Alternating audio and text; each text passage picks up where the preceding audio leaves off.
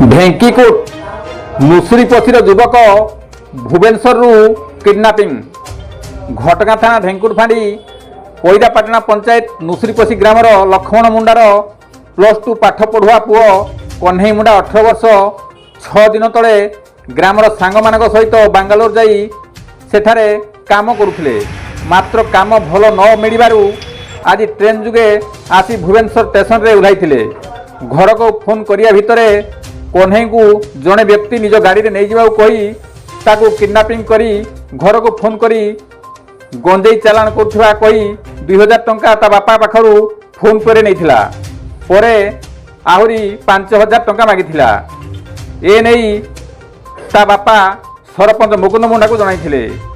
सरपंच मुकुंद मुंडा कन्हई मुंडा को धरी घटगाँ थानार आश्रय नहीं थाना तरफ तदंत आरंभ होईची। गोविंद राउत का रिपोर्ट केडी न्यूज ओडिया।